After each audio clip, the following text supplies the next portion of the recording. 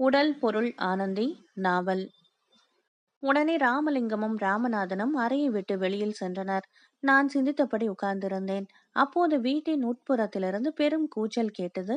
என் உள்ளம் காரணம் தெரியாத பீதியில் அடித்துக் கொண்டது. என் தாய் அலறியபடியாக என் அறைக்குள்ளாக ஓடி வந்தாள். திலீபா, அந்த பெண் சீதா கிணற்றுக்குள் குதிக்க ஓடிக்கொண்டு இருக்கிறாளடா என்று பதைத்தாள். என் உடலில் இடி விழுந்தது போல தோன்றியது. நான் என்னை மறந்தேன். அந்த அறையை விட்டு என் தாயையும் கவனிக்காமல் கொல்லைப்புறம் நோக்கி ஓடினேன். கொல்லைப்புறத்தில் கிணற்றடிக்க ஓடினேன். அங்கு ராமலிங்கமும் ராமநாதனும் நிற்பதை பார்த்தேன். இருவரும் திகைத்தபடி நின்றனர். கிணற்றுக்குள் எட்டி பார்த்தேன். சீதா நீர் மட்டத்துக்கு வந்துவிட்டு மறைவது தெரிந்தது. நான் என்ன செய்தேன் என்று எனக்கே தெரியாது. அடுத்த வினாடி கிணற்றுக்குள் குதித்து விட்டேன். நான் கிணற்றுக்குள் குதித்தபோது எனக்கு நன்றாக நீந்தத் தெரியாது என்பதை பற்றிய நினைவே இல்லை. என் உடல் நீர் மட்டத்தை தொட்டபோதுதான் எனக்கு அந்த நினைப்பு வந்தது. அப்போதும் கூட என் வாழ்வை பற்றிய சிந்தனை வரவில்லை. சீதாவை பற்றிதான் நினைத்தேன். சற்று தூரத்தில் முழுகி எழுந்த சீதாவின் தலைமயிரை பற்றி இழுத்து அவளை இழுக்கச் சென்றேன். அந்த கிணறு ஒரு அகன்ற கிணறு. அதில் நீர் மட்டத்துக்கு மேல் சிமெண்டில் திட்டு போல ஏற்படுத்தி அதில் நீர் இறைக்க மோட்டார் வைத்து வசதி செய்து இருந்தனர். அந்த மோட்டாரை அவ்வப்போது பழுது பார்க்க வரும் எலக்ட்ரீஷியன் இறங்க அதில் ஒரு இரும்பு ஏணி பொருத்தப்பட்டிருந்தது. சீதாவை இழுத்து கொண்டு அந்த ஏணியை நோக்கி நகர்ந்தேன். அப்போதுதான் நீந்த தெரியாதவன் நான் என்பதை பரிபூரணமாக உணர்ந்தேன்.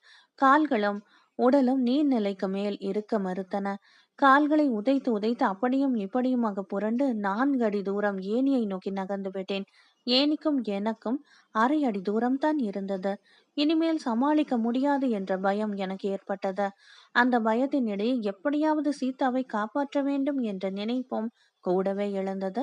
உடனே சீதாவை தள்ளி அந்த இரும்பு ஏணியின் இடையே அமைக்கப்பட்டு இருக்கும் இரும்பு படிகளின் நடுவே அவள் உடலை திணித்தேன். சீதாவின் முகம் நீர்மட்டத்துக்கு மேல் தொங்கியது. அதே வினாடி என்னை பூ ஆகர்ஷண சக்தி கிணற்றின் அடித்தளத்துக்கு இழுத்தது. சீதாவை ஏணியிலே சாத்திவிட்டோம். இனி அவள் உயிருக்கு பயமில்லை என்ற சந்தோஷம் அரை வினாடி கூட நீடிக்கவில்லை. எனக்கு என் நிலை பற்றிய பீதி பிடித்து கொண்டது.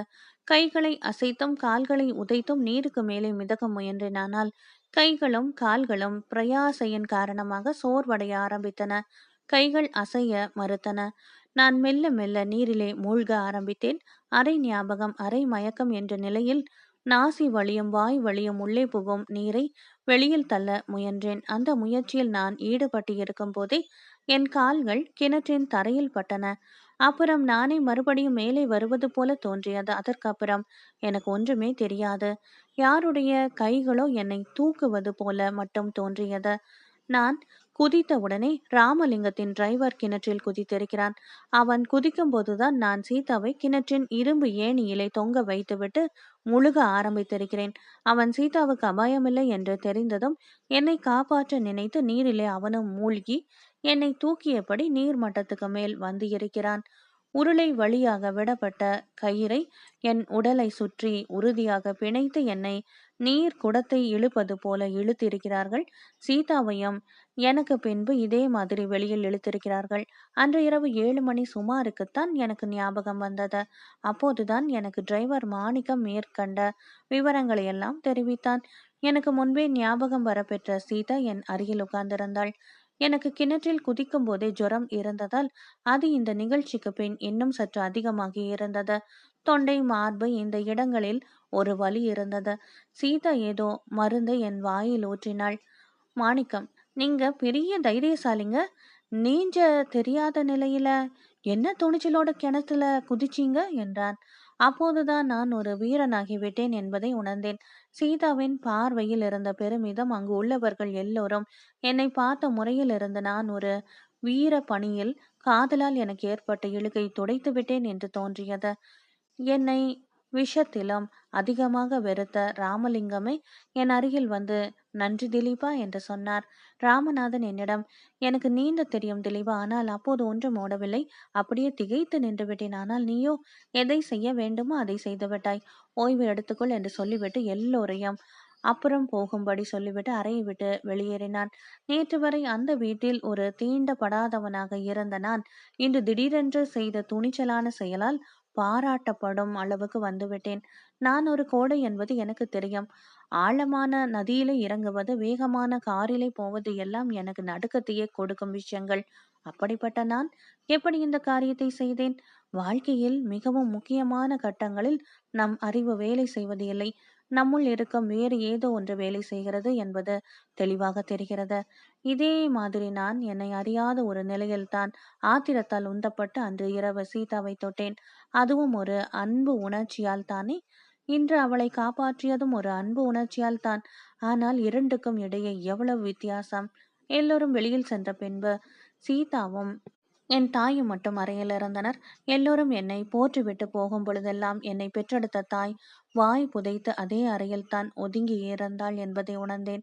தூரத்திலே ஒரு ஜன்னல் அருகில் கண் நிறைய கண்ணீரோடு பேசாமல் நின்று கொண்டிருந்தாள். நான் சீதாவை காப்பாற்ற கிணற்றில் குதித்த போது என்ன நினைத்தாளோ, நான் நீரில் முழுகும் போது எப்படி துடித்தாளோ, மறுபடியும் நான் காப்பாற்றப்பட்ட போது என்ன மகிழ்ச்சி அடைந்தாளோ யாருக்கு தெரியும்? அவள் தான் எதையும் வெளிப்படுத்துவதே இல்லையே, பாவம்.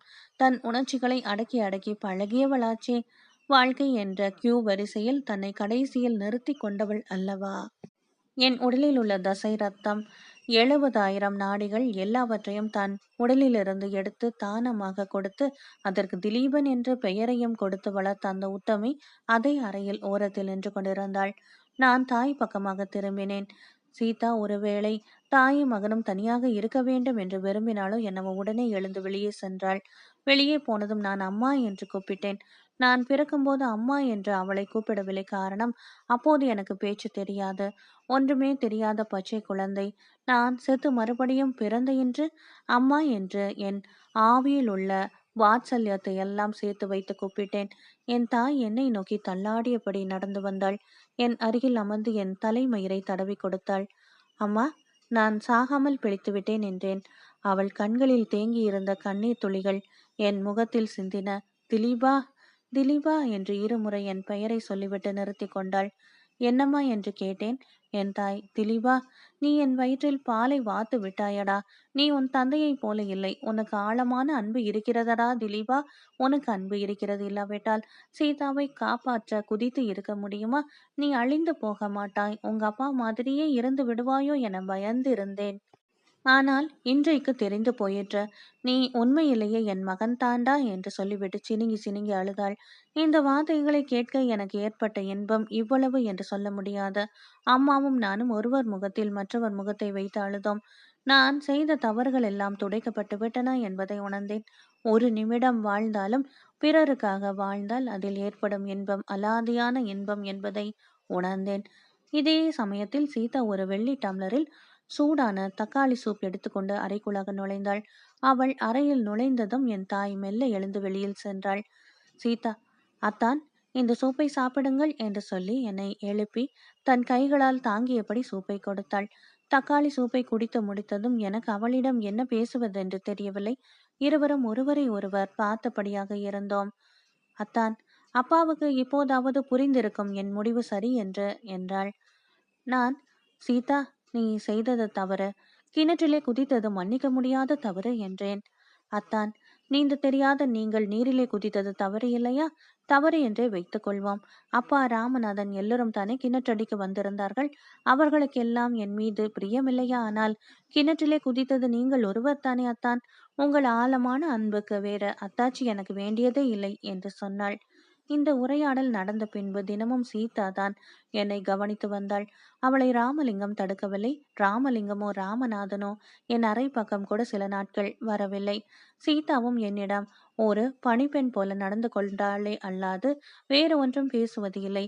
கிணற்று சம்பவம் வேலைக்காரர்கள் எல்லோருக்கும் தெரிந்துவிட்டதால் ஊரில் பரவிவிட்டது என்றும் அதனால் ராமலிங்கம் மிகவும் மனக்லேசம் அடைந்திருக்கிறார் என்றும் எனக்கு தெரிந்தது. அடிக்கடி தனி அறையில் அவரும் ராமநாதனும் ஏதேதோ பேசி வருகிறார்கள் என்பதும் எனக்கு தெரிந்தது. என் தாய் சொன்னதிலிருந்து ராமலிங்கம் திருச்சி வீட்டை காலி செய்துவிட்டு சென்னைக்கே சென்றுவிட திட்டமிடுகிறார் என்பதும் தெரிந்தது. ராமலிங்கம் உண்மையிலேயே என்னை பற்றி என்ன நினைக்கிறார்? அவர் வேண்டா வெறுப்பாக என்னை அந்த வீட்டில் பொறுத்து கொண்டு இருக்கிறாரா, இல்லை உண்மையிலேயே என்னை மருமகனாக அவர் மனப்பூர்வமாக ஏற்றுக்கொள்வாரா என்பதும் புரியவில்லை. ஆனால் அந்த நிகழ்ச்சி நடந்த நாளிலிருந்து ராமலிங்கம் சீதாவோடு அதிகம் பேசுவதில்லை என்றும் தெரிந்தது. அதற்காக அவர் சீதாவையோ என்னையோ வெறுப்பதாகவும் தெரியவில்லை. அமைதியான வெள்ளம் போல ஓடிய வாழ்க்கையில் திடீரென்று அவருக்கு பழக்கமே இல்லாத சுழல்கள் ஏற்பட்டுவிட்டன. பழைய கருத்துக்கள், பழைய பிடிப்புகளை மாற்றிக்கொள்ள காலம் வேண்டுமல்லவா? அவர் புது சூழ்நிலையை புரிந்து கொள்ள முயன்று கொண்டிருக்கிறார் என்றே நான் நினைத்தேன். அவர் நினைத்து திட்டமிட்ட எதிர்காலம் ஒன்று, அவருக்கு நேர்ந்திருக்கும் எதிர்காலம் வேறு. இந்த வேற்றுமையை ஜீரணிக்க முயன்று கொண்டு இருந்தார். அந்த முயற்சியில் அவருக்கு துணையாக இருந்து வந்தான் ராமநாதன் என்றே தான் நான் நினைக்கிறேன். ஒரு நாள் சீதா சொன்னாள், அத்தான், ராமநாதனும் உங்க அம்மாவும் ஒன்று. 2 பேருக்கும் சுயநலம் என்பதே கிடையாது. ராமநாதனுக்கு எது பிடிக்கும் பிடிக்காது என்பது சொல்லவே முடியாது. கடமைதான் அவர் வாழ்க்கை பாதையிலே கையேந்தி செல்லும் கைவிளக்கு. அது உண்மை. முதியவர் ராமலிங்கத்துக்கு உள்ள படபடப்பு, கோபம் கூட ராமநாதனுக்கு இல்லை. உண்மையிலேயே ஆத்திரப்பட வேண்டியவன் ராமநாதனானால் அவன் அமைதியாக காணப்பட்டான். அவன் அமைதிக்கு பின்னால் சோகமும் ஏமாற்றமும் இல்லாமல் இல்லை. ஒரு நாள் காலை திடீரென்று ராமநாதன் என்னிடம் வந்து, நாம் எல்லோரும் குணசீலம் சென்று வருவோம் என்றான். குணசீலம் என்பது திருச்சியிலிருந்து 10 மைல் அளவில் உள்ள ஒரு விஷ்ணு ஸ்தலம். திருப்பதியைப் போல குணசீலத்திலும் வீட்டு இருப்பவர் ஸ்ரீனிவாச பெருமாளே. புத்தி சுவாதீனம் இல்லாதவர்கள், தீராத நோயாளிகள் தான் அங்கு அழைத்துச் செல்லப்படுவார்கள். பொதுவாக அந்த கோவிலில் முரட்டு பைத்தியங்கள் சங்கிலியால் கட்டப்பட்டு இருக்குமாம். திடீரென்று அந்த கோவிலுக்கு என்னை அழைக்கவும் எனக்கு சிறிது அச்சமாக இருந்தது. என்னை அங்கு கொண்டு போய் பைத்தியம் என்று சொல்லி சங்கிலியால் பிணைத்து விடுவார்களோ என்ற அசட்டுத்தனமான எண்ணம் எழுந்தது. ராமலிங்கமோ ராமநாதனோ அவர்கள் விரோதிகளிடம் கூட அந்த மாதிரியாக நடந்து கொள்ளக்கூடியவர்கள் அல்ல. என் தாய், சீதா, ராமலிங்கம் எல்லோரும் என்னுடன் வருகிறார்கள் என்னும் விவரம் எனக்கு காரில் ஏறிய உடனேதான் தெரிந்தது. கோவிலுக்கு அருகில் உள்ள காவிரி ஆற்றிலே குளித்துவிட்டு நாங்கள் கோவிலுக்குள் நுழைந்தோம். தாடி நிறைந்த முகத்தோடு சங்கிலியால் பிணைக்கப்பட்ட பைத்தியங்கள் வெளிப்பிரகாரத்தில் இருந்தன. என்னை பார்த்து ஒரு மாதிரியாக சிரித்தன. உட்பிரகாரத்தில் சென்றதும் பெண் பைத்தியங்கள் பல பருவத்தில் ஆண்டவனை பார்த்தபடியாக உட்கார்ந்திருந்தார்கள். இந்த பெண்டிர் எல்லாம் சாதாரண பைத்தியங்கள் அல்ல என்றும், பேய் புகுந்த பெண்கள் என்றும், நாளடைவில் ஆண்டவன் அருளால் பேய்கள் பெண்களை விட்டு விலக சாதாரண நிலை அடைவார்கள் என்றும் கூறினார்கள். அப்போதுதான் எனக்கு ராமலிங்கம் எதற்காக குணசீலம் எங்களை அழைத்து வந்தார் என்பது வெளியாயிற்று. பெருமாள் பாதத்திலே வெள்ளை பூவும் சிவப்பு பூவும் கட்டி வைத்து சீதாவின் கல்யாண விஷயமாக ஒரு முடிவுக்கு வர தீர்மானித்து இருக்கிறார் என்பது தெரிந்தது. அவர் பேச்சிலிருந்து மல்லிகை பூ வந்தால் நான் மணமகன் என்றும், ரோஜா இதழ் வந்தால் ராமநாதன் மணமகன் என்றும் அவர் தீர்மானித்திருக்கிறார் என்று அவர் என் தாயிடம் பேசிய பேச்சிலிருந்தும் தெரிந்தது. 2 பூக்களும் பெருமாள் பாதத்தில் வைக்கப்பட்டன. அர்ச்சனை, தீப ஆராதனை எல்லாம் முடிய 3/4 மணி நேரம் ஆகியது. பிரசாதம் பெற்று கொண்டதும் கோவில் அர்ச்சகர் அங்குள்ள ஒரு குழந்தையை அழைத்து, பூக்கள் வைக்கப்பட்டிருக்கும் அந்த தட்டிலிருந்து இவைகள் மூடப்பட்டிருக்கும் 2 பூ பொட்டலங்களில் ஒன்றை எடுக்கச் சொன்னார். எங்கள் மனம் எல்லாம் குதிரை பந்தயத்தின் முடிவு கட்டத்தில் இருக்கும் சூதாடிகளின் நிலையில்தான் இருந்ததானால், ராமநாதன் மட்டும் இந்த மாதிரி தேர்வு முறையை விரும்பாதவன் போல அலட்சியமாக இருந்தான். சீதாவின் விருப்பம் தெரிந்து மறுபடியும் இந்த பிரச்சனையை கடவுளிடம் விடுவது தவறு என்று எண்ணினான் போலும். சீதாவின் உயிரே இந்த இலை சுருள்கள் மீது நின்றது என்பது அவற்றை பார்த்த பார்வையில் தெரிந்தது. குழந்தை ஓர் இலை சுருளை தேர்ந்தெடுத்தது. ராமலிங்கம் அந்த குழந்தையிடமிருந்து நடுங்கிய கைகளோடு இலை சுருளை பெற்றுக்கொண்டார். நானும் சீதாவும் மூச்சடக்கியபடி முடிவுக்காக காத்திருந்தோம். ராமலிங்கம் இலை சுருளை பிரித்தார். அதனுள்ளிருந்து வெள்ளை நிறம் தெரிந்தது. மல்லிகை பூ வெளிப்பட்டது. சீதா மகிழ்ந்தாள். என் தாய் மகிழ்ச்சியை காட்டினாள். ஆனால் ராமலிங்கம் பூவை பார்த்துவிட்டு ஆண்டவனை ஒரு முறை பார்த்தார். அவர் ஆண்டவன் கட்டளையை ஒப்புக்கொண்டார் என்பது தெரிந்தது. மல்லிகை பூ எனக்கு ராசியான பூதான் என்ற சந்தோஷ நினைப்போடு நான் கோவிலை விட்டு வெளியில் வந்தேன். அப்போது தலையை விரித்து வெளிப்பிரகாரத்தில் ஆடிக்கொண்டிருந்த ஒரு பெண், அதாவது பேய் பிடிக்கப்பட்ட பெண், என்னை வெகுநாள் தெரிந்தவள் போல முறைத்து பார்த்தாள். பிறகு சிரித்தாள். எழுந்து என்னிடம் வந்து யாரும் தடுப்பதற்கு முன், மல்லிகை பூ வாசனை உன்னை விடாது, இந்தா வச்சுக்கோ என்று சொல்லி என் கையில் பூச்சரத்தை கொடுத்துவிட்டு மறுபடியும் போய் உட்கார்ந்தாள். எனக்கு உடல் வியர்த்து விட்டது. நல்ல சகுனம் என்று மற்றவர்கள் நினைத்திருக்கலாம். ஆனால் எனக்கல்லவா தெரியும், சித்ரா பௌர்ணமி இரவிலிருந்து மல்லிகை மனத்துக்கும் என் மனத்துக்கும் உள்ள விசித்திரமான தொடர்பு. பகல் சாப்பாட்டுக்கு வீட்டுக்கு வந்துவிட்டோம்.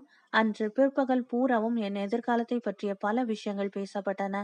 உதகமண்டலத்தில் உள்ள ராமலிங்கத்தின் மானருவி எஸ்டேட்டை என் பெயரிலே மாற்றி என்னை ஒரு சீமானாக்கி விடுவது என்பது பற்றி மாமாவிடம் ராமநாதன் ஒரு திட்டம் கொடுத்தான். மறுநாளே நானும் ராமநாதனும் உதகமண்டலம் செல்வது என்று முடிவு செய்யப்பட்டது. அப்போது டிரைவர் மாணிக்கம் அங்கு நின்று கொண்டிருந்தான். நான் ராமநாதனிடம், சீதாவின் உயிரை காப்பாற்றியதற்காக எனக்கு இவ்வளவு சன்மானம் செய்கிறீர்கள், என் உயிரை காப்பாற்றிய மாணிக்கத்துக்கு ஒன்றுமே கிடையாதா என்று கேட்டேன். மாணிக்கம் புன்னகை செய்தான். ராமநாதன் சிரித்தபடி, மாணிக்கத்துக்கு சன்மானம் செய்ய வேண்டியது என் பொறுப்பு என்றான். நான் உடனே, அப்படியானால் அந்த எஸ்டேட் என் பெயருக்கு மாறிய தேதியிலிருந்து 1 வருட வருமானம் மாணிக்கத்தை சேர்ந்தது என்றேன். மாணிக்கம் உடனே, எஜமான், அந்த எஸ்டேட் வருமானம் கிட்டத்தட்ட லட்சத்துக்கு பக்கமா வரும். அவ்வளவு பணம் திடீரென்று வந்தால் என்னால தாங்க முடியாது. நான் சுத்தமா கெட்டு போயிடுவேனுங்க என்றான்.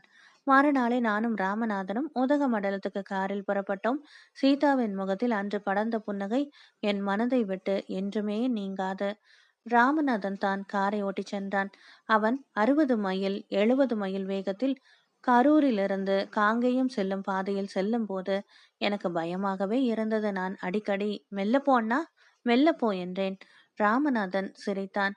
இனி மானுருவி எஸ்டேட் முதலாளி நீ, சீக்கிரமாக நீ ஒரு கார் வாங்கி ஓட்ட கற்றுக்கொள்ள வேண்டாமா என்று சொன்னான். காரா? நான் ஓட்டுறதா?